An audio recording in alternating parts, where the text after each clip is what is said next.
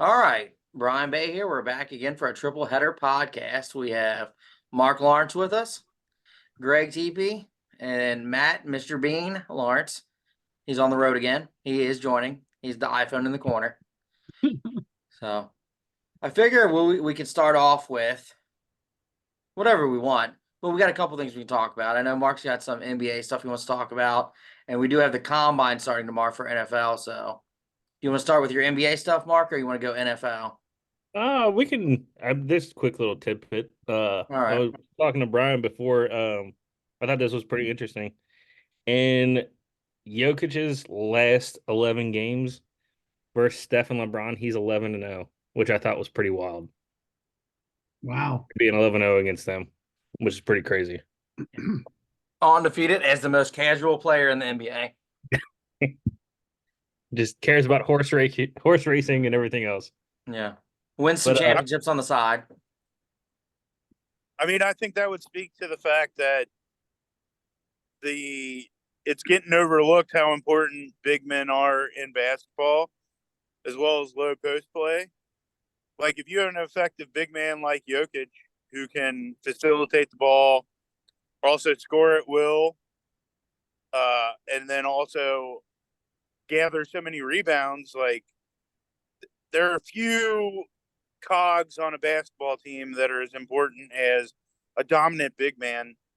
Like Shaq is the most recent memory that is like Jokic, but it was in a different way, and the fact that he would just dominate people like by bullying them because of the fact he was 7'1", 300 pounds, and mostly muscle, like running up and down the floor like the guards did. Whereas Jokic is like that dude at the YMCA who's 35, 40 years old, just doing low post moves, like flashing the ball here, flashing the ball there, but always making the best basketball decision. And it just shows that everybody got obsessed with shooters like Steph Curry, which are once in a generation, but that encouraged a bunch of young, small guards to just start chucking it up from everywhere on the court. And it completely derailed how basketball used to be, which was inside out, like dominate the paint.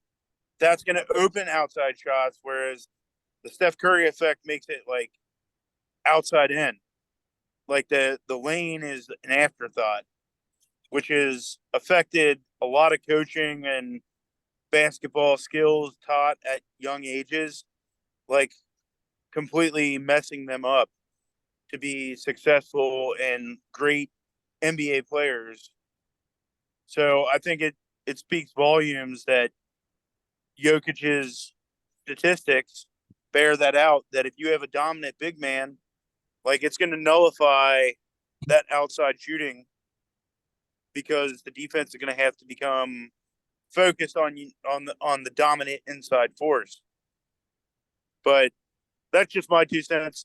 I don't know what you guys thought or if that makes any sense. So I kick it back to you. I think if you focus on a big man, right, force defenses to focus on a big man, that opens up the shooters on the outside as well. So you pick your poison. Do you play defense against the guy in the paint that can get the easy shots that's dominant down there? Or do you double team him and then you have rotation issues and you're setting someone else to be open? So, like with the Joker, like you mentioned as your example, he's an excellent passer. And I think that would be like something right there. So he's dominating even without always having to shoot the ball, right? So like defenses have to cover on him, and then someone's rotating and dips the ball down for an easy layup or dips the ball out to the corner for corner three. So I do think it's I don't know, it's interesting how basketball has evolved where we got into this era of 3-point shooting. And we saw it in the All Star game, which we hit on last week as well, where growing up and most of basketball's history, you focus on a dominant big man. Yeah, I think for me, it just shows how athletic big men are now. It's, before the focus was inside because they couldn't do shit in the perimeter, most of them. Right. You know, so it was just feed the 7-footers, but now they're all 7-footers. You know, not all, but most of them. You know, watch some of these college players coming out at 6'11" that can handle like Curry. You know, basically. So it has changed the game. I do miss the traditional big man. I think it'll come back around, but I think you'll just have generally bigger players in the NBA. Not that they always haven't been kind of tall, but like, you know, your Curry's going to be an anomaly. I mean, like Matt said, he's a once in a generation kind of guy anyway, but those just like, you know, with the quote unquote shorter 5'11", 6'1", 6'2" kind of guys, you know, are not going to necessarily make the NBA as much anymore because of the 6'11" guys that can handle. Or if they do make the NBA, it's not going to be the starters. So you might miss out on your Iversons of the world or, you know, stuff like that. Maybe not that great, but it's just an example I could think of, you know, someone that's a solid, you know, great point guard, but, you know, might not have a chance to break through because just how the game's evolving. So I do agree. It's just different game and you just got to kind of get used to it. You know, it's more finesse now too. So, but like anything else, game plans will change because people are going to want to try to figure out how to beat it. And the way to beat finesse is physicality, in my opinion. So eventually you're going to get back to that. We're going to elbow you in the face kind of thing. It might not be like the 80s where they're literally fist fighting at center court and not getting tees, you know, but like maybe more like mid to late 90s where there's still some, you know, more physicality about it. I think it'll come back around. It just, you know, it's going to take a decade or two, you know, to cycle through till, you know, the league will loosen up again and the world will loosen up again where, you know, it's not going to be ran by the, you know, soccer moms of the world where we don't want our little babies to get hurt with an elbow and all that BS. So, Well, Angie, I just thought of something. You know, Steph Curry, I know he has brought in, you know, the drop threes from 35 feet, like pull up from just inside of half court, beyond half court, like get the shock value of that. But before, you know, he was setting all the records, the thing that set the Warriors apart was that it was ball movement and cohesive offense, which kind of went back to the 80s because you had teams that like developed themselves, whereas like Jordan brought a bunch of generational players that wanted to play one-on-one. I'm going to hit a fadeaway or I'm going to draw a double team and became like the focus of the offense just based off, you know, selfish reasons. I'm going to take over the game. And I think that it's getting lost because not all these kids and players have the dedication to become a great shooter that Curry has. Obviously, he's got tremendous genetics, but you've seen him work on his handles and you've seen him like improve his game year after year. But even when they added Durant, he would defer to him in moments, not because he thought Durant was better than him, but like that was the better play on the offense. And like Kobe didn't win championships until he like kind of started to concede to Shaq. So like the ISO ball got him famous. And I know I'm a little bit all over the place, but these are just like the thoughts that have popped in my head. Like Jordan Brand represents like I'm the I and the a-holes, and like Steph Curry represents more like team basketball, but if need be, I'm going to take over. Michael Jordan is known for his scoring and stuff, but he was a team player as well.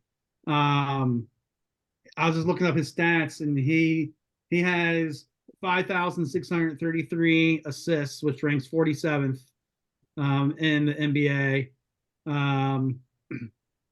I mean, I get the point you're trying to make too, though, about like the passing around, and now there's a lot of like ISO and trying to do the fadeaways, like all that stuff.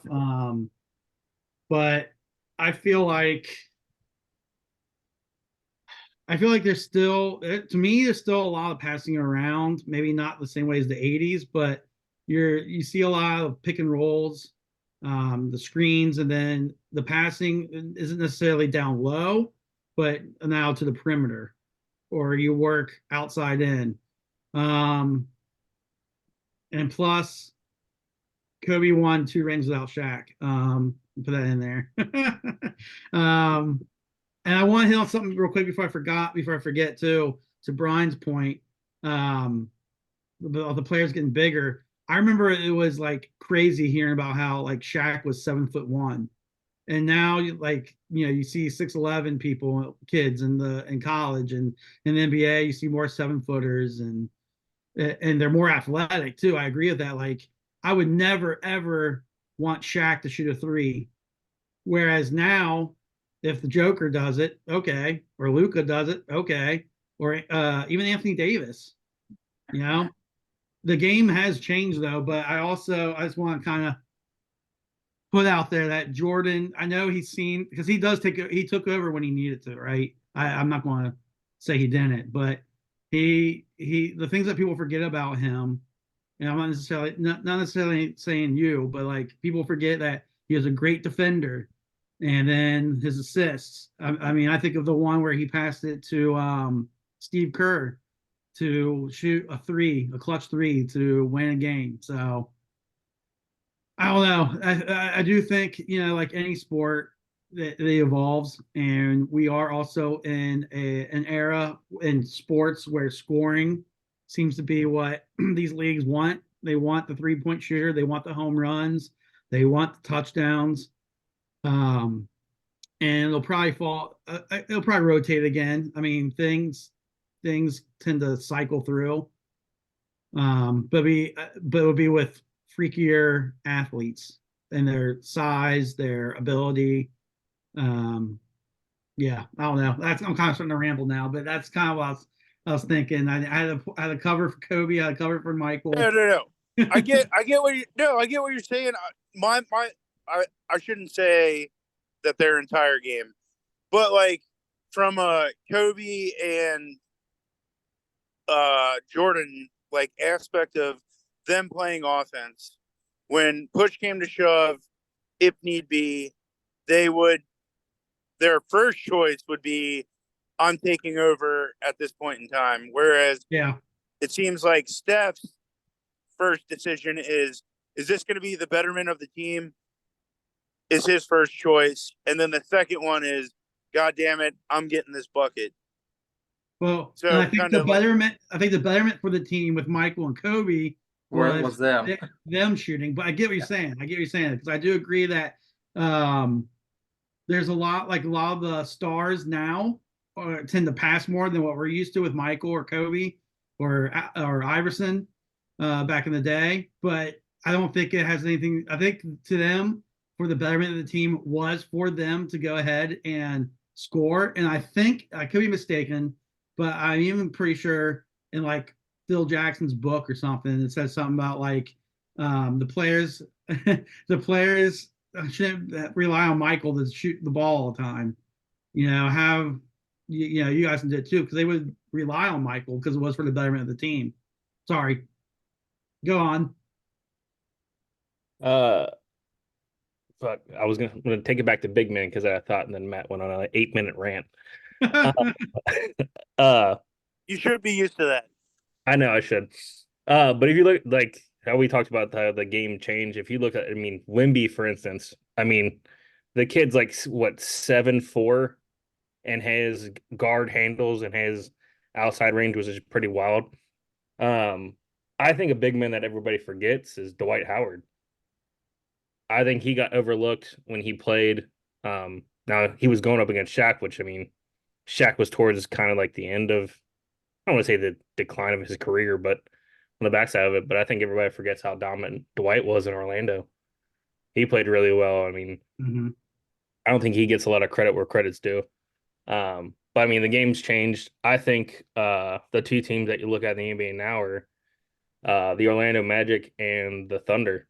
I mean, they're epitome of a team changing. They're a really young team, but they're a pass first kind of team. So it's pretty neat to watch them play, especially with them being so young. And a fun stat, I looked at Jokic's stats versus the Lakers and LeBron. Yeah. In the last 11 games. He's averaging a triple-double. He's averaging 27 points, 14 rebounds, and 11.2 assists. He is annoying when the Lakers play against him. It's ridiculous. Like in the playoffs last year, he was annoying to me. Oh, wait, I had a question. I'll wait for Brian. Brian disappeared. It was just a poop break. I figured. I was kidding. Brian always taking the poop breaks mid-show. But yeah, how crazy is it like watching Jokic just throw up triple doubles?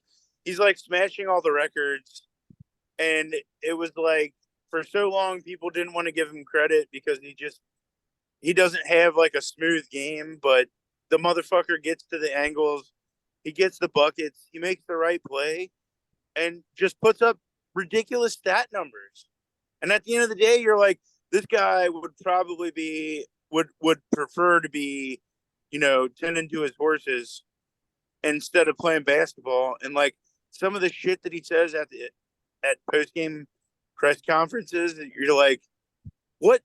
This guy's like, yeah, I had to go into the office today and I had to play basketball. I would much rather be with my horses. And he's just like so ho-hum about it. Just incredible. I still think the most impressive thing about me, or to me about him, is his passing skills. It kind of goes with what you said, the angles. And I bet that a lot of that has to do with the fact that most of, the kids that they grow up with are more worried about soccer. But I believe it was when George Karl and like he was a coach of the Nuggets and they were running this like rapid offense, this like really fast break based offense. And they had taken things that they had noticed from the Spanish soccer team on like the passing angles. So I think that maybe NBA coaches have like adapted that, and maybe also could explain, why the Euros are doing better now, because the basketball offenses become synonymous with soccer offense or something to that effect. Could be. Speaking of Mark. football, you guys ready to talk about the combine? Real quick. Mark had a question for you, Brian. Oh, okay, go For ahead. you to get back from your poop break. Yeah. Oh, man, problems. Who do you think is the best point guard currently in the NBA? And from like a traditional standpoint. You're not counting Steph Curry as a point guard, correct? Correct. Okay. I would say Kyrie. Maybe Ja? I don't know. Kyrie, I don't know. I don't know if I watch enough NBA to be want to answer the question, to be honest. But if I had to choose, probably Kyrie, I guess. I like Kyrie. I was going to say Tyrese Halliburton. Yeah, Mark, how much? I bet you've watched the most NBA out of all of us, to be honest, because like I really haven't watched that much. Like I maybe have watched one game.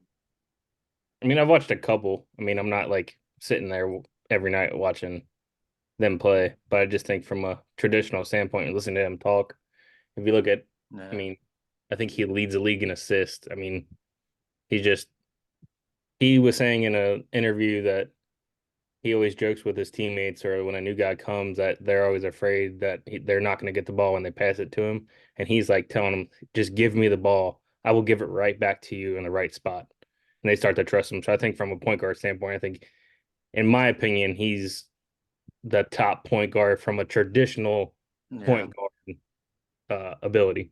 Hey, I just haven't watched him enough. I'm in a semi boycott because of LeBron being a Laker. So until he's off my team, I don't really care because I can't root against him and against my team at the same time. So it's just you collide. Yeah, so I'd rather just go without, until he finally decides to grace the NBA by retiring, and maybe the NBA can become great again. Now that I've been thinking about it, I'm gonna take back Kyrie, and I'm gonna put in De'Aaron Fox because, again, I haven't watched that much this year, but every time I've watched De'Aaron Fox play basketball, he does pick his spots, but he reminds me a lot of like Isaiah Thomas highlights where he is facilitating, but he definitely takes over when he needs to. But he definitely has no problem like falling back into the traditional role. I know Kyrie, it's just his ball handles deceive us. It's like that clock when a hypnotist is like going back and forth. Like that dude's incredible. But I would say he's more like Steph Curry, where it's like he's in between a traditional point guard and a shooting guard. I might But have I'm to going to change be my, watching. I might have to change Go my ahead, answer Greg. to Magic Johnson. Yeah. Yeah. Him or Iverson. Eh. Before we switch off of football or onto football, the combine, one last NBA note. Did you guys see the Cleveland Cavalier game-winning shot yesterday? I did see that from that rando dude. Yeah, Max Struss. That was crazy. Oh, he played for the Heat, I believe, right? He was in the like what part of their championship runs and getting to the finals. The literal first time I heard of him was yesterday when he hit the three.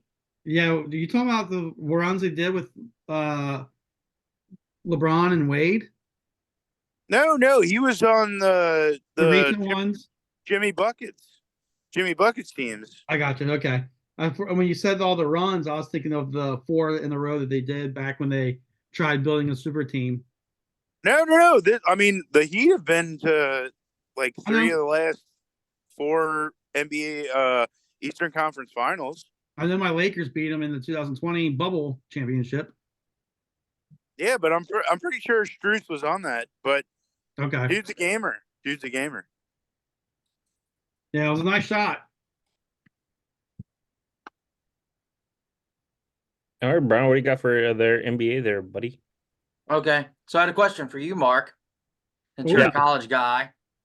Are there any players, and it's more specifically for the Bengals, but it can be general as well. Are there any players that you think they're excited to watch what they're going to do at the combine that we might be able to land in the first round? Like any, because I have one, but I didn't know if you had any players that like you had your eye set on to see if they can kind of get onto our radar if they have a good combine type situation. God, there's a couple. The kid from Oregon State, that offensive lineman. I can't think of what. It's like some really weird name. Fuaga. Yeah. I really like him. Sweat from Texas is another one. I think he's gonna be a stud in the league. I mean, he's just like watching his Senior Bowl highlights. The dude was just a walking highlight reel of just technique and pass rush, and he was quick with his hands. I like him a lot. I just don't know if he's a first round, even if he does great at the combine, it's still a stretch to take him in the first. And I mean, I wouldn't mind trading down and still getting him if you think you can, but and maybe not. I don't know. Maybe, combines change a lot, but I agree with him. I like him a lot. I like Bowers. I mean, obviously, what's not to like with Bowers? The dude's just, I mean, he's that gonna get in that generational tight end realm. But I mean, we'll see what we do in the free agency, whether we get, like a Dalton Schultz. But I think Dalton Schultz is gonna stay with the Texans. It's hard. Free agency makes the draft change because like you don't want to go into the draft needing like a tight end specifically or something, or even a right tackle for that matter. But like but you also don't want to pay a lot of money for them in free agency and then hamstring yourself by, bringing a Schultz and then all of a sudden Bowers is there and you're like, well, fuck, like Right. I guess I'm taking, now I've got a lot of money tied into my tight ends, I mean, I think a sneaky one, but I know he's not going to be there. I wouldn't mind him taking Kool-Aid McKenzie from Bama. Yeah. I think he would be a sneaky one. I know when I was talking about earlier, they have us taking a Cooper DeJean at 18, which is that kid from Iowa. Yeah. That would be Great real white height, baby. Yeah. We're back. We're back. Those are a couple that I like. I really like Sweat, but I wouldn't mind him taking that offensive line. My one hope is I like a Marius Mims from Georgia, the tackle. So I'd hopefully he Hmm. can be around there, around our pick. And I think right now I think he's going in the early seconds projected, but I think he can do some stuff in the combine to make us want him. Around that 18 mark or whatever we got. So, I think for me, my debate would be him versus Bowers. If Bowers happens to be there, I think you take him just based on talent. But like, if you're drafted for need, which is not something I like to do, but sometimes you have to do. I like the Mims and also the other tackles you said, but I just think they'll go earlier. I I think think Mims is someone who we realistically could drop to us. I like too is JC Latham from Alabama. If Yeah, we're looking at, I mean, you're looking at those colleges that just produce offensive linemen. Notre Dame's getting back up there. Bama's always produced. Georgia's always produced. Ohio State's always produced. I mean, there's linemen in this draft that I think are really, really solid. yeah. In a perfect world for me, we take Bowers and then we trade up our second and try to be aggressive. Even if we would trade like a second and a fourth for a higher second and then get a tackle there in hopes that, like you said, since it's deep, someone drops there to you. You slide that in and just sacrifice part of the draft to win now. Also, obviously, all depends on what we do in free agency. I mean, if we bring Right. in a right tackle, we don't necessarily have to be that aggressive, but it'd still be nice. I'd like to see him be a little more aggressive in the draft. Definitely. Trade up somewhere. I feel like we never move up. No, if anything, we move down. Yeah. And it's usually when I have someone in mind that I want us to pick, where I'm like, oh, there's Mhm. really with 3 more picks, and there's like 6 players. Yeah, we'll definitely get them. And then Bengals trade down 45 picks. Yeah. Take a random dude from random school that no one cares about. Jackson Carmen, gone, trash. But yeah, but no, Not I'm wrong. excited to see the combine. I think there's a lot going on. Does anyone think that T's going to get traded as part of the combine talks? I No. don't. No. I don't think so either, but they are doing unprecedented things. So, does anyone want him to get traded? No. No. No. Me either, but I do see the value in it. Yeah. So do I. I would Mhm. prefer to sign him long term, but I see the value of like, if the option is just losing him, Yeah. But it's just, I guess for me, it depends. Do they do enough to win now this year? Then yes, keep him. But if we're on like a 2-year plan, which I know they would never admit to, and of course we're always trying to win now, but like in realistic terms, behind the scenes, they're going to be like, even if we, land the right tackle, it's going to take them a year or two, and even if we land whatever else, like you just don't know. Like I know we all want it to win now. We can, but it's like there's holes to be filled. We got a lot of holes in our Super Bowl push era right now that we're in. This is probably the most holes we've had to fill going into an off Yeah. season. So there's just a lot that's gonna have to line up. Not to be negative Nancy or anything, but like a lot just needs to line up. So if in their head behind the scenes they think that it's a 2-year deal, then you may as well trade them if you're not going to be able to sign them long term to get something. I would say that I would say you should push harder to get Brock Bowers in the draft, and maybe them franchising Key is the reason for that. Because I was just thinking about every multiple Super Bowl winning quarterback. They've always had a safety blanket of a great tight end, and it seems like Brock Bowers is going to be that guy.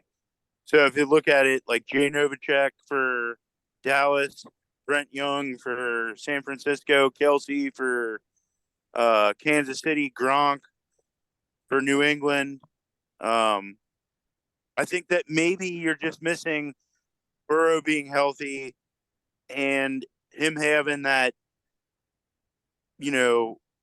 awesome tight end that can bail him out when the line lets him down, because you can't always depend on your offensive line to prevent TJ Watt or Miles Garrett from getting in the backfield. But if you have a smart enough player that can play like backyard football, I would say that Bengals should definitely go get Brock Bowers and maybe look for more depth in free agency on the offensive line. but I think that Brock Bowers is like a can't miss prospect. And I know we got burnt by Jermaine Gresham because he had all the tools and he put up all the numbers, but I feel like there's a difference from an Oklahoma tight end when they were playing that soft ass Big 12 defense compared to, a Big 12 tight end that's played through the battles and is going to produce. He's going to block. He's going to fucking do the slip releases and wiggle out of coverage and find the open space. So I think that Brock Bowers should be the Bengals. Like, we got to get that guy. And And I don't disagree. My only caveat to that is we literally do need a right tackle to start because we don't have one of those right now. I'm not saying we do that in the draft, but I'm just saying we do need to keep that in mind that we need that specific position. So, and then I would hate to just try to like band-aid it and then miss on Bowers in the draft because he goes before we pick and we don't trade up. Then we get trash can. But no, I agree what you said, Matt. I just want to throw in that it's more than just depth on the offensive line. We need a literal starting right tackle. I like Brown from New England. If we could try and get him, I think he'd be pretty solid. Or that guy from Oakland. Raiders. I mean, the Yeah. Raiders that wants to come play for us. But I'm worrisome with taking a tight end first pick only because our last two tight ends that we did take first round, I mean, even second round, I mean, Drew Sample, I mean, you're talking about generational talent. I think if you go back to the Bengals draft when they took Tyler Eifert, Yes. I mean, he was an absolute stud, but I mean, just injury plagued year. And then you go with Jermaine Gresham. Who's to say that's not what's going to happen to Brock Bowers? I mean, yeah. And Kelsey wasn't a first rounder. Right. Like some of the greats aren't the early obvious picks. They're the out of nowhere guys. You can find, I mean, the draft, I mean, even undrafted people, I mean, are pretty stud. I really like Tanner Hudson that we have on our team. I think he showed things really well last year, but I mean, obviously he's not going to be that big name that people want to see. I mean, as a safety blanket, I think he played pretty well, but I mean, just talent wise, obviously there's a lot to like Brock Bowers for sure. Yeah. Yeah, and I just want to hit on what you made Matt leave. mad. I left again. He gone. But I want to say what Brian was saying about the Higgins situation.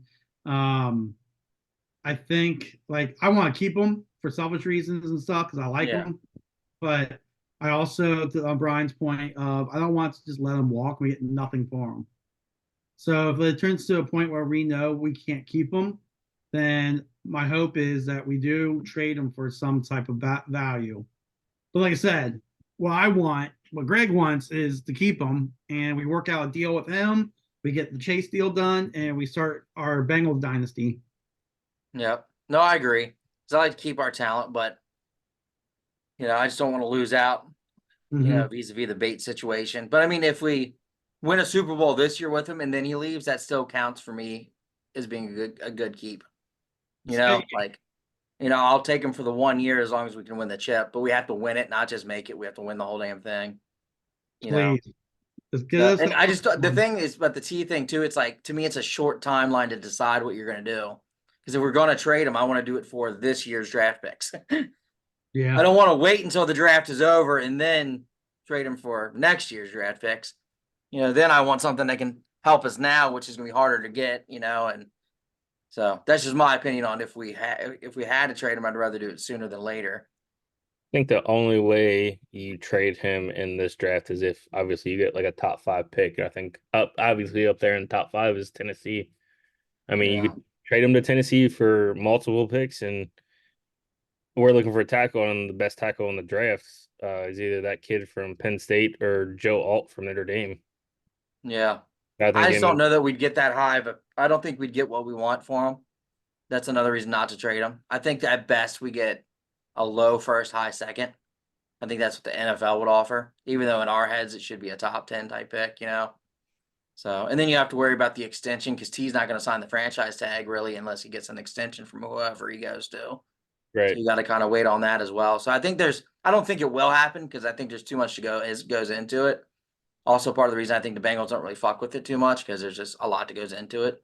It's a headache that you don't really need when you're trying to do other stuff in the off season. But I just want to throw it out there, because I'm excited for the combine being tomorrow, and that's a lot of times when we're in the tampering period, but you're still not because you're going to talk about trading with other GMs and shit and other coaches. You're going to talk about things. People are going to inquire about T today while they're all sitting there in their office right now BSing. So over the next 2, 3, 4 days, there's inquiries being made for sure. So. Well, speaking of which, the Chiefs let go of Valdez Gantling today. Oh, did he? Yep. And then, oh man, now I'm drawing. Snead got permission to test out free agency from the Chiefs. Yeah. So when you said that it's like the tampering period, it made me think about that, where you will see stuff like that happen now. But the free agency is gonna be exciting to me. I like seeing how that goes and getting frustrated or nervous. Like last year, I remember getting frustrated a few times with letting certain players go or just not seeming to get what I want. And then all of a sudden, I get the text that we got Orlando Brown. I'm like, what? He's your Hall of Famer. Yeah, I was like, all right, cool. So yeah, I don't know. I think the Bengals are going to be more aggressive in free agency. I think they know they have to be. You gotta fill the holes. You gotta rebuild what you've lost. You gotta do something more. You can't just do it in the draft all the time. It takes too long, and your window's too short. I want to see us be aggressive this offseason because, like you're saying, Brian, I was want to win the ring this year, and then any additional is perfect. But I want to get that ring. Yeah, get the ring this year, and then the next year do crazy shit. Do all kinds of shit. That's when you go after the top players in the draft and go all in, and do like the old Saints. Who was that? Ditka that traded everybody for Ricky Williams. Yeah. Do something like that after you win a chip. Win the chip, and then we trade everything for would insert Ohio State football player name. Whoever. It doesn't matter. Yeah, you're talking about Coach Ditka. Coach Ditka traded all those picks. Yeah, that was great, dude. Dick I like Ricky Williams' interview after that too. Randomly, he's like, "I wouldn't have done that shit. Why do you trade all them people for me? I wouldn't have done that shit." Dude, what do you think the Bears are going to do? The Bears. Nice transition. The Bears. Yeah. They're going to trade Justin Fields. They're going to draft Caleb Williams, and he's going to falter. He's going to be terrible. Yeah. Just going to be the Bears way. 100% agree with Matt. They're going to fuck up because it's not Fields' fault that he's not doing well. It's the Bears don't know how to raise quarterbacks. That's been proven to me over 30 years. Even when they were going to the Super Bowl, they had that crazy high motherfucker. He was not that good at quarterbacking, though. Dude from the 80s, you know what I'm talking about, the white guy. Jim McMahon. Yeah, high as hell, dude. Yeah, that guy. He wasn't really that great. I bet those were concussions, Brian. Either one. Could be both, yeah. Well, then to your point, Brian, when they lost against Peyton Manning, it was Rex Grossman. Yeah, Rex fucking Grossman. What the hell are you doing, dude? So yeah, they're just a shit show there. So I agree with Matt. I think there's going to be Fields to Atlanta. Fields is going to revitalize his career, show that he's the MVP he deserves to be in. Caleb's going to die in Chicago. So just going to show you how well the Bears do at quarterback since 1992. They've made 42 changes at quarterback. Wow. That's got to be like second to Cleveland or right in there with Cleveland stats. It's wild. Like, yes, Caleb Williams could be this generational talent that plays with like Patrick Mahomes and all this other bullshit. But no one can play in a system if you can't block for the guy. Yeah. Does not matter who's back there in quarterback. I don't give a shit if you have Patrick Mahomes, Joe Burrow, Josh Allen, Lamar. Doesn't matter. They wouldn't do well in the Bears system because the Bears are a terrible organization. They don't put behind their players what they should, and it just shows with Justin Fields. They failed the kid. The kid's a phenomenal player when he's on it, playing really well, but They just don't back their player. It's terrible. Terrible system. Terrible team. Agreed. And like their last really good quarterback, I'm looking at the list of quarterbacks they've had. Maybe Sid Luckman in the 40s. Sid Cutler. Sid Luckman. in the What a 40s. name. I mean, Nah, Jay Cutler was pretty good. George Blanda played with them in the 50s, 53 and 54. I would say in recent times, maybe Jay Cutler. Yeah. But yeah. Oh, yeah, I forgot Cordell Stewart played with them for a year. Oh, Kyle Orton. Flash. oh man. Yeah, I mean the Bears tradition. Oh, there's Brian's guy, Jim Harbaugh. The Bears have always been known as a defensive team, though. Yeah. Like, That doesn't mean you don't have a quarterback, though. Huh?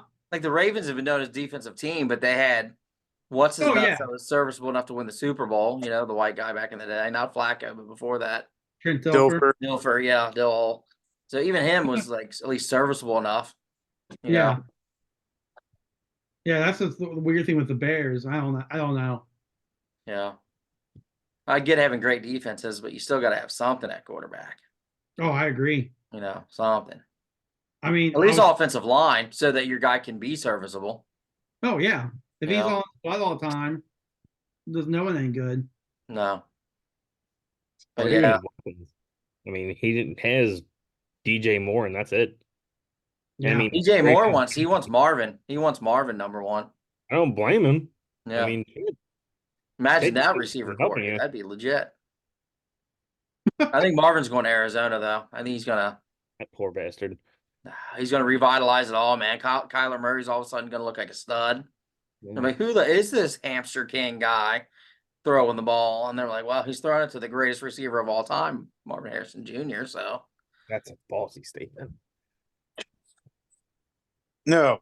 first ballot You Hall of think Famer none of these already. things, Ryan, you can't just be like Marvin Harrison Jr., greatest wide receiver ever. No Have catches. you watched him? Have you watched him play? Yeah, I watched Charles Rogers play at Michigan State, and I was convinced that Michigan guy was going to be State. the best wide receiver ever. And you know what That's 'cause happened? you don't know how to look at receivers if you think Charles Rogers Really? was ever going to be good. What about Mike Charles Williams? Rogers? That's not even a wide What about- receiver name. What It's a about quarterback what name about at best.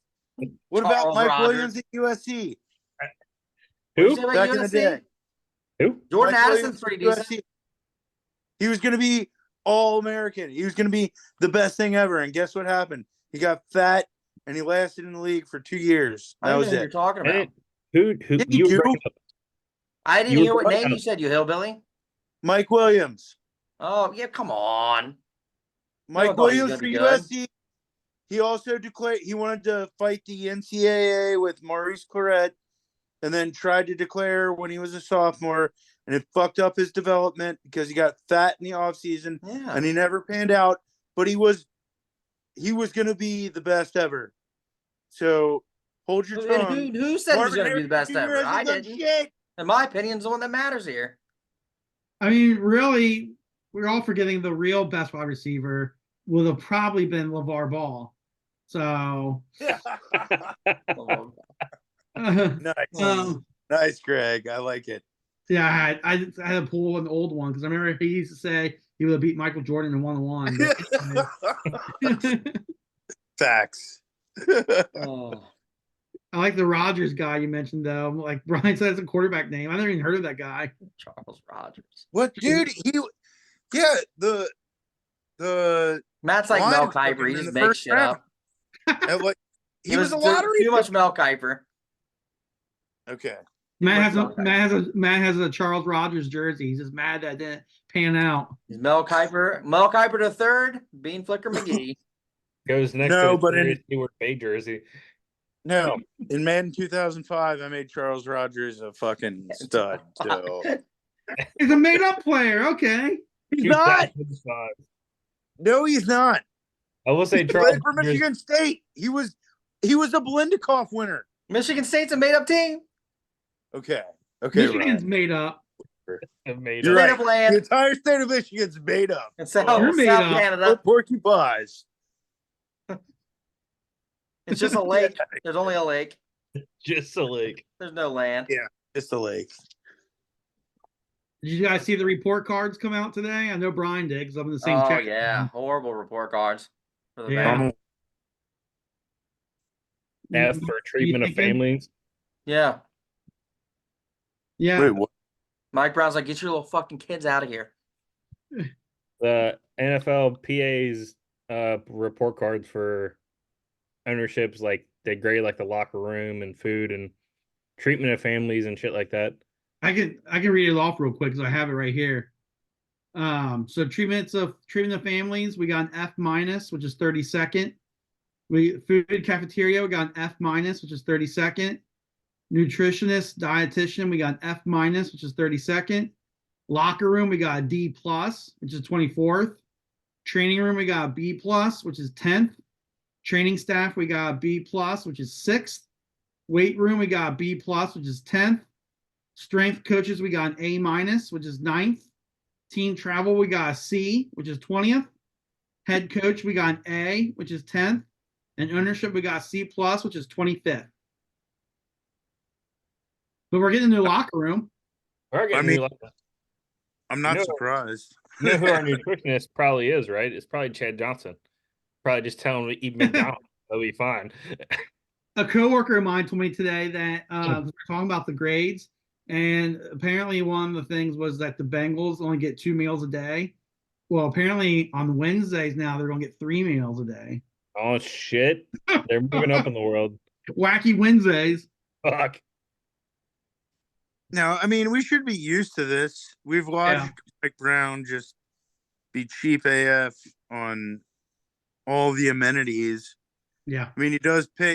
He'll pay his best players, but I mean, it's been known throughout the league that ever since Mike Brown's been in charge, we're pretty much bottom of spending on like Gatorades in the locker room or this, that, and the other. Like it's bare bones because just how Mike Brown is conservative. At least, I will give them credit though. They're at least making it better.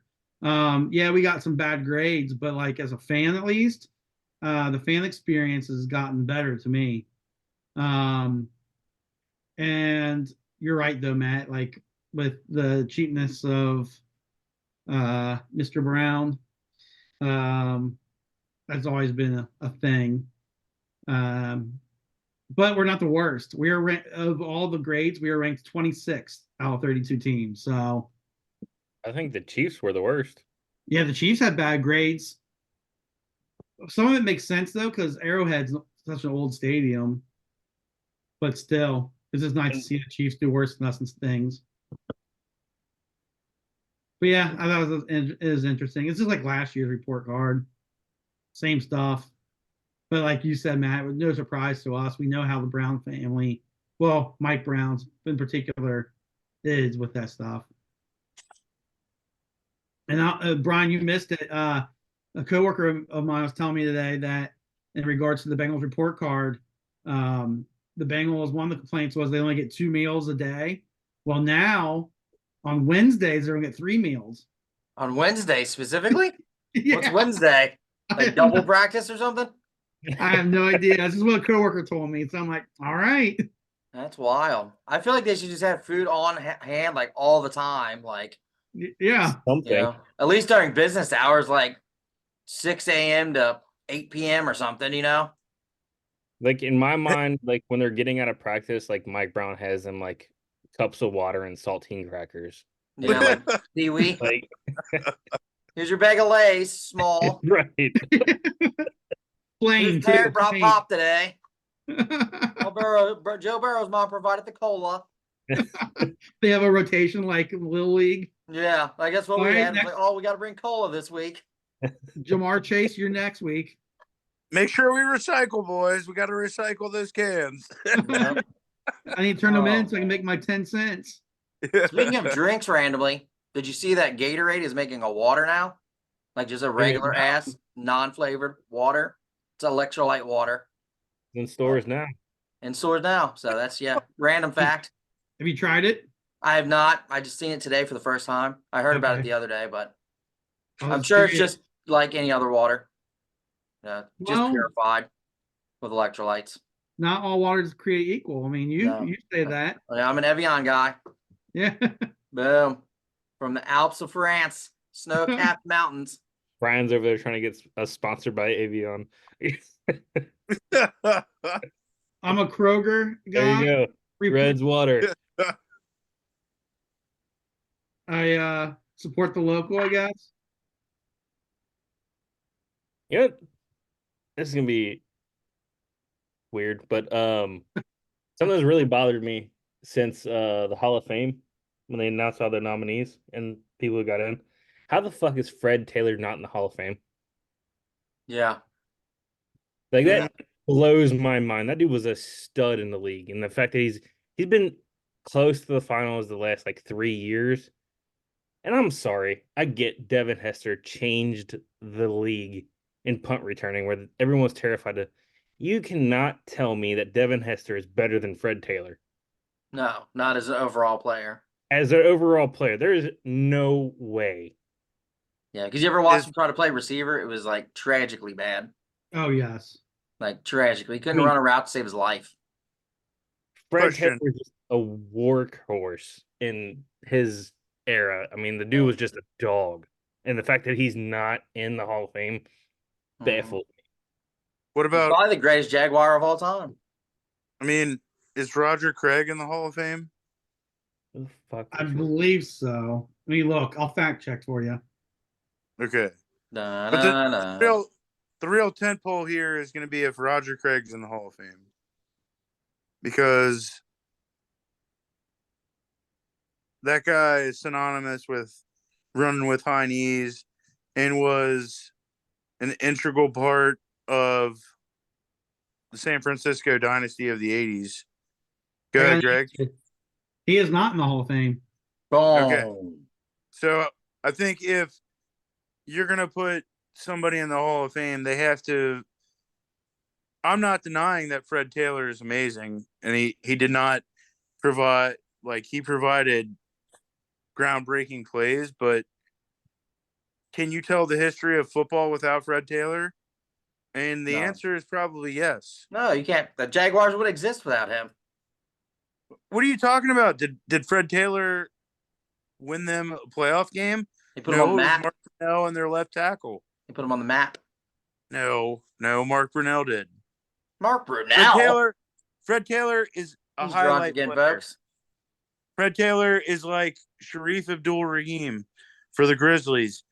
Lots of stats, great highlight, but at the end of the day, the sport can still be told. He's the greatest Jaguar to ever don the uniform. No, he's not. By far. No, he's There's not. him, and then it goes till 10. He's the top 9 of all Jaguars. Baselli, Tony Baselli, their left tackle, the only Hall of Fame enshrinee of the Jaguars, is a better player than Fred Taylor. No. And Fred Taylor wasn't even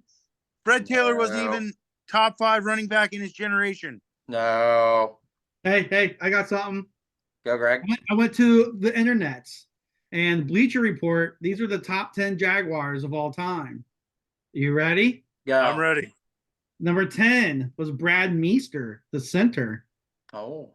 Then we had at number 9, Tony Brackens, defensive end. Oh. Yeah, I remember him. Then at 8, we had Keenan McCardell, wide receiver. Yeah, Oh, I Why is forgot he he that played for low? them. 87. 7, Daryl Smith, linebacker. Smith. Not a made-up name. He was solid. Not a made up name. And at 5, we have John Henderson and Marcus Stroud. Somehow they have 2 at 5. What? All right. This is where it's good. No, wait, that's weird. They had 2 at number 5. Hold on. I mean, they don't have a number next to it. I guess they're supposed to be 6. It said 5 and 10. Number 5 is Mark Brunell, quarterback. Number 4, Maurice Jones-Drew, running back. Mm-hmm. Number 3, Fred Taylor, running back. Better than Brunell. 2, Jimmy Smith, wide receiver. Oh, I didn't forget about Yeah. Jimmy Smith. I'll And give you then that. Tony Baselli. I'll give that. Jimmy Smith's 1. Number 2, Fred Number Taylor. 1, Tony Baselli, left tackle. Doesn't matter. Hall of Famer. I just want to know what the basis of getting in the Hall of Fame is. Like, Being a mediocre can't- left tackle, apparently. you can't tell me it's based off championships. I mean, Andre Johnson, just don't get me wrong. Andre Johnson was an absolute dog when he played, but you Or can't. Megatron. They didn't win championships. Like, Nope. what are we basing it off of? Like, Just who is willy-nilly. actually voting for these guys? People like Matt saying, Rob Baselli. That sounds like a cool name. Put him in. What about No, he Sam was their first Tuca? draft pick. How many? When they were Then an tell me, expansion if you think he's franchise. the GOAT, off the top of your head, how many pancakes did he have in his career? Don't know, don't care. I would guess 80. I would guess Oh, 80. no guess. You need to be accurate to a T, or he's not a Hall of No, Famer. you of all people just spouting off at the mouth like, oh, blah, blah, blah, blah, blah, blah. No. Fact-based information. And yeah, I think it's more like, can you tell the history of the franchise without that player? I don't think you can. Without Fred Taylor, No, I think you can. Obviously. he's the number 3 best player of all time. Yeah, but it's the Jaguars. They've only been in existence since 96. It's the Texans. Like, He's the only player in their history. what makes You Andre forgot Johnson- Deshaun Watson. Or for No, real, JJ Watt will be the second player. But like, he won 3 defensive player of the years. He won 3 MVPs. Oh, let's bring up pointless awards. Yes, let's. No, we're talking about standards of what makes you a Hall of Famer. Not awards, in my opinion, that old writers give out. Matt's No, losing it. Are you That's like reading books. was It's that- pointless. Was Fred Taylor a top 5 running back at any point in his career? Yeah, he's in top the 3 in the Jaguars list No, right top now, 5. currently. Top 5 in the league. Number 3 Most in likely, Jaguars most history. likely, he's like Corey Dillon. He's a stat compiler. He had great Dylan moments. should be in the Hall. No, he shouldn't. 100% he should. No. 100% he should. He is in the Hall of Fame for his one game, but his career is not Hall of Fame worthy. You don't even watch football, do you? You just read stats randomly. No, You I don't don't. think Fred Taylor's career was Hall of Fame worthy? That's what he's saying. No, I asked. That's Is what he's he- saying. He's pissing was on Fred he- Taylor. No, One of the greatest Brian, running backs of the our question generation. the question was, Should be in the Hall of Fame. That's what at Mark any asked. point in Fred Taylor's career, The he question a was, top Mark 5 said, running should he be in back the Hall of Fame? in the league? And the answer is yes. Who He should be in the Hall of Fame. who were the running backs that he went against in his era? Curtis Martin, Okay. Barry Sanders, Emmitt Smith, Tomlinson, Who? Jerome Bettis, Fred Taylor? Mike Allstott, work done. So a bunch of Hall of Uh, Famers that it would be hard to be top 5 against. God damn it. There's more than I'm meant. Did I say Curtis Martin? I already said Yeah. him. Yeah. It's the late Jamal Lewis, Dylan, Amon Green, Rudy Johnson. Marshall Falk. Rudy. So, I mean, Chris Henry. like I'm saying, he's the Hall of very good. He's right on the cusp of being in the Hall of Fame. But there's You're in the Hall, dumb as players that ass. have So. always been better than him. Look at. Do I have to do a deep dive on this shit? You can deep dive all you want. At the end of the day, you're gonna be wrong. I just think No, I'm I not. think it's wild that he's just not in. He's not getting the credit that he deserves. I agree, Mark.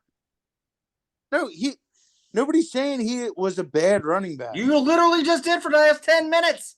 No, I said he has You never been urinated the all top over him. 5. No, you're You put your bean in, pulled out the winky, and sprayed him. he's never been the top 5 running back in his generation. You just rattled off 20 names that are in the Hall of Fame already. Of that course were all there's better more than him. in the top They 5. were all better Being than top him. 5, that's puts them in for the Hall of Fame. That's ridiculous. Fred No, Taylor. I'm saying that he never That's the only outshined- thing gets you in the Hall of Fame is if you're the top 5 running back in one season. Fred Taylor's No, the in your all-time. generation. Makes sense. Fred Taylor's the all-time leading rusher for the Jaguars. That doesn't matter because the Jaguars only been around since '96, Greg. That doesn't matter. Sorry. That's Whoa. it. That doesn't matter. They're an insignificant organization because they've only been No. around since '96. You're That's not what you said. listening to what I'm I saying. listened. That's what you said. You're trying to talk over me. You're not I am listening talking to over you. I'm words. not trying. I literally am. Yeah, you keep talking over me. Yeah, because I don't You're not want listening. dumbassery online. You're not listening to the words coming out of my mouth. At You no literally said point, they only been around since '96. Did you not say that? at no point in Fred Taylor's career was he the top 5 running back. That means nothing about getting NFL. into the Hall of Fame. What does that have to do with getting in the Hall of Fame? Because That's you your can't be in the Hall of baseline? Fame. That's the dumbest You ass can't- baseline ever. You can't be in the Hall of Fame if you weren't great. All right? If you weren't great, He was great. you didn't stand out. At no point in his career It's was he not in the all top about 5 stats. of his Sometimes you gotta watch the position. fucking game. He was not, no point in his career was he in the top 5 of his own position. It doesn't matter what his career fucking standings are for his franchise. Was he the best at his position at the time that he played? And at no point was he in the top 5. At no point. So no, you're not in the Hall of Fame just because you compiled the most yards and didn't win a championship. You weren't anywhere remotely remarkable to be differentiated from your peers. You weren't in the top 5. You're not in the Hall of Fame. You have to be great. You can't be super good and almost there. No, Fred Taylor's not in the top 5 at any point in his career at his position, not in the Hall of Fame. Now go ahead and try and talk over me. Go ahead, Mark. Okay. So after listening to that, Fred Taylor was a great running back. I'm not gonna say he's not. But does Devin Hester getting put in the Hall of Fame go back to the argument that's been had the past couple of years where the I'm missing the word. The devaluize the running back position. What I mean by that, like, obviously running backs aren't getting paid because the game's changed, but does him getting into the Hall of Fame over Fred Taylor go with that argument? I don't think so. And the reason why I don't think so, I think people are just, for whatever reason, just so hung up on Devin Hester's ability to return kicks and punts. I don't think it has anything to do with the devaluation of the position, in my opinion, because you're going to see more running backs as each year comes out with the classes be inducted. So I personally don't think so. I do have some Fred Taylor stats, by the way. I love this. Yes. Fred Taylor stats. All right. So according to ESPN, Taylor, let's see. He has 4.6 yards per carry and ranks 32nd all time in the NFL, tied with Adrian Peterson and Hall of Famer Terrell Davis, and ahead of Hall of Famers Eric Dickerson, Walter Payton, Tony Dorsett, Marshall Faulk, LaDainian Tomlinson, and Campbell. There are 3 players in NFL history who average 4.6 yards or better with at least 2,500 carries. It's Taylor, Peterson, and Barry Sanders. It says 14 of the 16 players ranked ahead of Taylor on the NFL's all-time rushing list are already in the Hall of Fame, and 2 who are not, Frank Gore and Adrian Peterson, are not yet eligible. There are 18 other running backs ranked below Taylor in the top 250 of the NFL's career rushing list. So basically, I think Taylor should be in the Hall of Fame just based off the stats that I'm seeing here. I'm not going to go into more because we've kind of, beat a dead horse about this, but I just found it interesting because, I don't know, it's been a while since Fred Taylor's played and kind of slipped from my memory, really. I mean, I've heard of him, obviously. I'm not stupid, but, like, it's someone I don't think about, right? Like, I don't know. I just moved on. but just seeing the stats really shows me how impressive he really was. Yeah, I mean, my whole point is that it's not to discredit. It's not to discredit how good Fred Taylor was. It's just that he didn't stand out enough in his generation to warrant being in the Hall of Fame. He could be a victim of circumstance. Those are impressive stats, and I'm not denying that. But I mean, like the case in point should be that Greg, you even forgot about him. You're like, oh, these are impressive numbers, but don't blame a senile guy. I mean, come on. To go to your point though, I do think it's kind of crappy with situations because I feel like we definitely, and I'm not even being a homer. I think there should be more Bengals in the Hall of Fame. Like, why isn't like Ken Anderson in the Hall of Fame? Because he wasn't in the top 5. That's the only thing that matters. Because he wasn't in the top 5. That's all that matters. He wasn't in the top 5 in whatever year he played. So that's all that matters. That's the only thing you get in the Hall of Fame for is being in the top 5. I'm if gonna you're look not in the up top 5. It doesn't matter. Stats don't matter. That means shit. You have to be in the top 5. So number 6, you're fucked. Number 6 is fucked. 5 though, you got a shot in Matt's book. Fred Taylor, case in point. But if you're Willie Anderson, sorry, not top 5, gone. We actually had to remove Munoz because he wasn't top 5, so he needs to give it back. What wasn't the jacket back? Munoz is top of all time. Give a jacket back, not top 5. Go ahead, Mark. Stats don't matter. It's just if Matt thinks he's a top 5 or not. If we're looking at, I mean, fucking idiot, dude. That and he reads books. That's my point of not reading books. The dumbest one in America, fucking down there. Can Mark talk? Mark no, I don't give a fuck about Mark talking. You two are in timeout. Fucking idiot. I don't even like Fred Taylor, but I hate idiocy. Okay. Looking at, I mean, Patrick Willis got in, right? I'm not wrong on this. I'm pretty sure he did. He got nominated, right? This year? I think he got in. Yeah, you're right.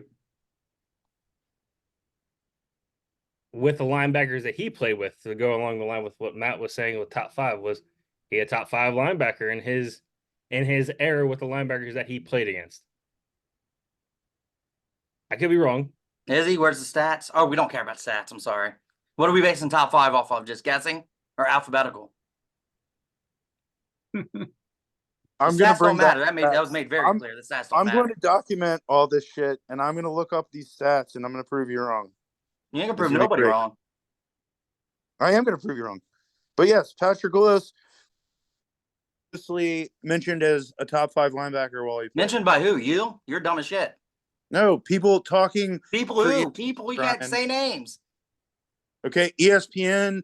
They did an entire next. They did an entire Sunday sports thing about how they chase chickens in Florida. No, he just said Sunday night football.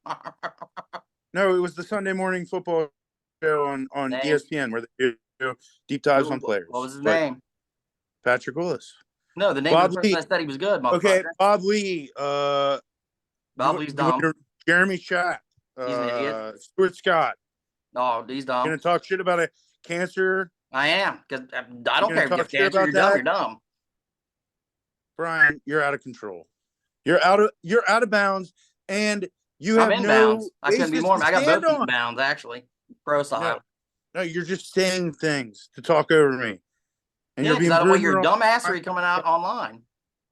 No, I'm gonna prove you wrong with stats about my point, which is that if you're not a top 5 player in your generation, you're not going to. What makes you a top 5 player? You have to answer that. But go ahead, Mark. Left hand up. Washington. I was just going to ask who is your guys' all-time favorite running backs, since we're on the topic of running back. Okay, Barry Sanders. Wait, what? Who is your favorite all-time running back?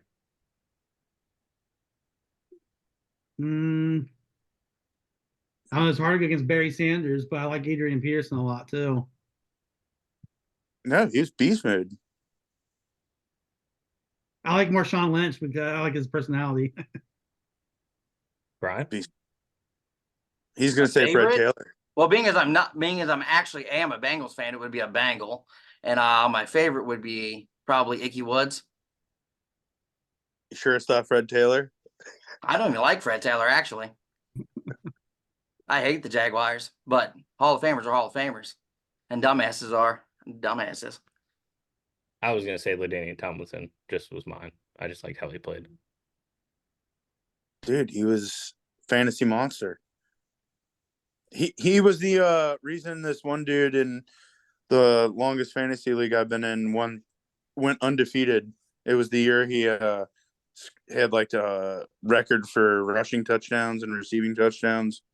Was that Where when he- they lost to the Patriots in the Yeah, AFC Championship yeah. game?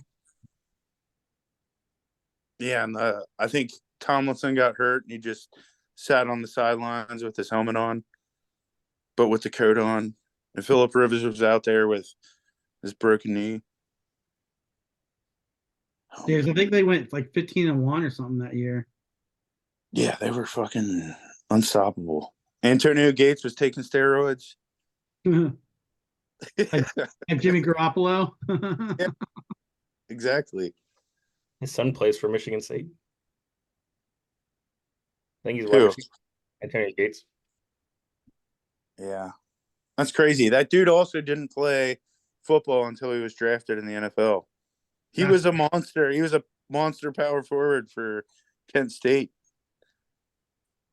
And then, in fact, I believe they went to the Sweet 16 his senior year. Yeah, he was big into basketball. Yeah. Like Randy Moss. He's big into basketball. And I think he even said basketball. He likes basketball more than football. Yeah, he played with White Chocolate, Jason Williams. They went to the same high school. I watched some random clip of White Chocolate. I think it was last night in a pickup game. Still has it. Dude. He was fun to watch. Yeah, have you ever watched those I think it was like Brian Scalabrine for the Celtics, and he was like, I'll go play pickup basketball against any of you motherfuckers, because they kept talking shit about how he didn't belong in the league. And then they like play against him and he like just completely destroys them.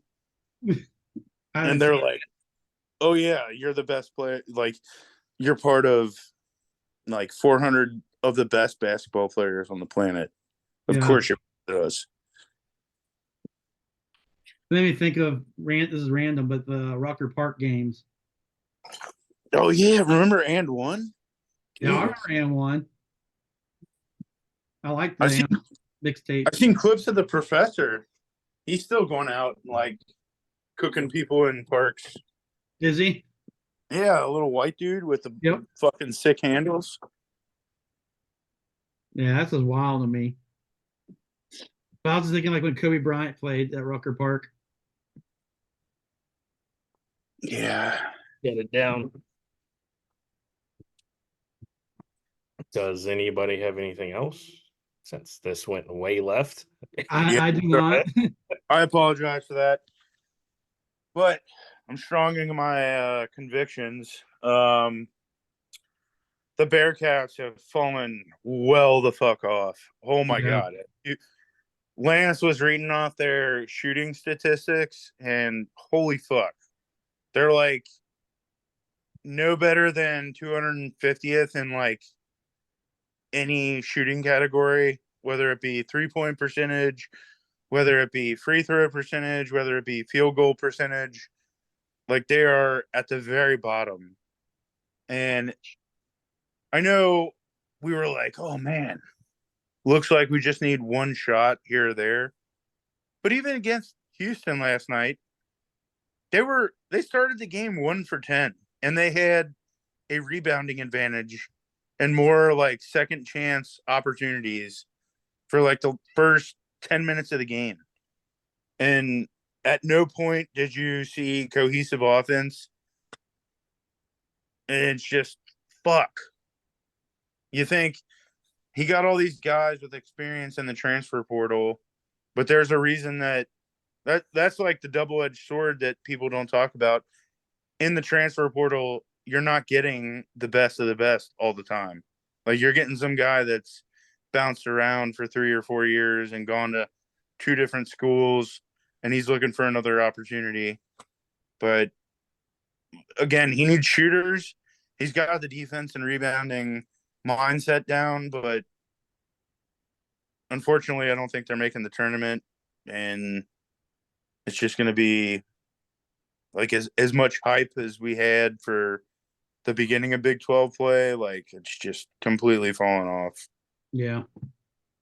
Yeah, because unfortunately, like the last couple of games weren't even close either. Like we earlier were saying, like you were saying, a shot off, we lose by like up to 5 points, right? Now it's like getting bad. Ever since we lost to Oklahoma State, who was it? TCU, that like they just unloaded on us.